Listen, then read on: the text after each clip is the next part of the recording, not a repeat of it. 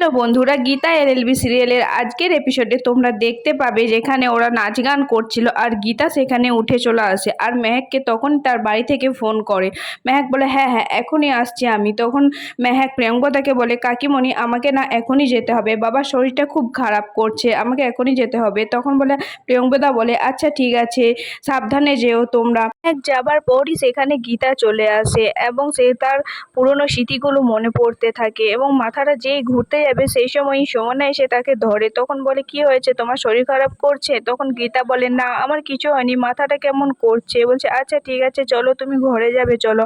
ওকে সুমনা ঘরে নিয়ে যায় আর তারপর সবাই যাওয়ার পর শ্রী প্রিয়ঙ্কদাকে জিজ্ঞেস করে কি হয়েছে ওর। প্রিয়ঙ্কদা বলে ওর বড় একটা ব্রেন ইনজুরি আছে, প্রপারলি অপারেশন না করালে আর 6 মাসও বাঁচবে না।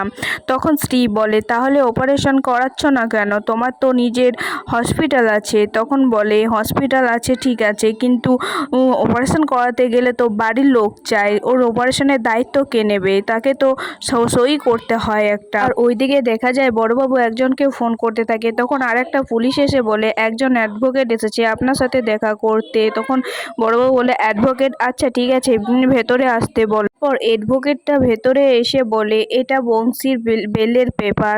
কি বংশী?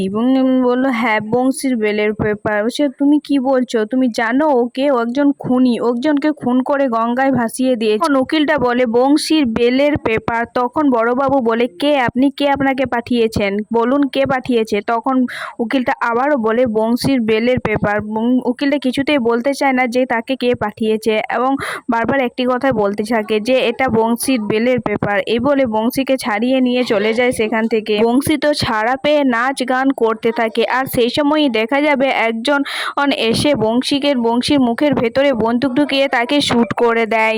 এইদিকে প্রিয়ঙ্কদা গীতাকে সারা বাড়ি খুঁজতে থাকে, গীতাকে কোথাও খুঁজে পাওয়া যায় না। তারপর সেখানে সুমনার বোনগুলো সবাই এলে তাদেরকেও জিজ্ঞাসা করে প্রিয়ঙ্কদা, তারা বলে না দেখিনি তো। তারপর শ্রী আসে সেখানে আর শ্রী বলে ও তো গেস্ট রুমে বসে রয়েছে দেখে এলাম। বলছে গেস্ট রুমে তো আমি দেখে এলাম তো, ও তো গেস্ট রুমে ছিল না। তারপরে প্রিয়ঙ্কদা তাড়াহুড়ো করে গীতার কাছে যায় আর গীতাকে দেখে বলে এই মেয়ে কোথায় গিয়েছিলে তুমি, তুমি তো বাড়িতে ছিলে না, আমি তোমাকে সারা বাড়ি খুঁজে বেরিয়েছি কিন্তু তুমি তো ছিলে না, কোথায় গিয়েছিলে বলো, কি হলো চুপ করে আছো কেন, কি হয়েছে তোমাকে, কি আমাদের বাড়ির লোকে কেউ কিছু বলেছে, কি হয়েছে? তখন গীতা বলে আমি কোথায়? তখন প্রিয়ঙ্কদা বলে তুমি আমার বাড়িতে, আমি প্রিয়ঙ্কদা চ্যাটার্জি, তুমি রাস্তায় পড়েছিলে রক্তাক্ত অবস্থায়, তখন আমি তোমাকে তুলে আমার নার্সিংহোমে ভর্তি করি, তোমার কি কিছু মনে পড়ছে না? আর তখন এইসব শুনে গীতা খুব কাঁদতে থাকে আর প্রিয়ঙ্কদা বলে এই দেখো তুমি কাঁদছো কেন, দেখো কেঁদো না, তোমার সব ঠিক হয়ে যাবে, তোমার কিচ্ছু মনে পড়ছে না তাই না? তখনই সেখানে সিডি এসে বলে এগুলো সব ওদের ফাঁদ আর নাটক,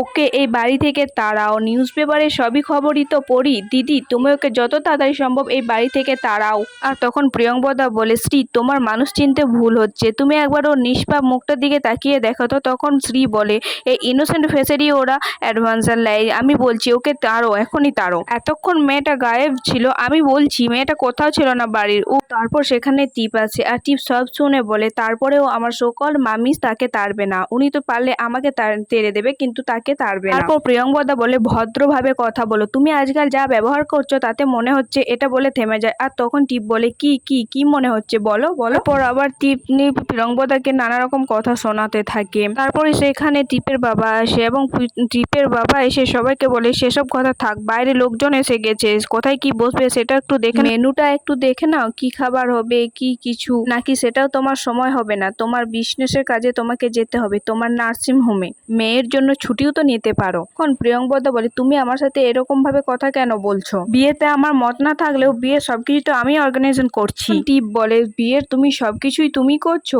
ও তুমি সবকিছু করছো সেই জন্য থ্যাংক ইউ। এখন প্রিয়ঙ্কদা বলে তুমি আবারও পিঞ্চ করে কথা বলছো। তখনই দেখা যাবে একজন লোক এসে বলবে ম্যাম সাহেব বাড়ি থেকে একজন জুতো পরে উঠে গেছে। আর এটা শুনে সবাই অবাক হয়ে যায়।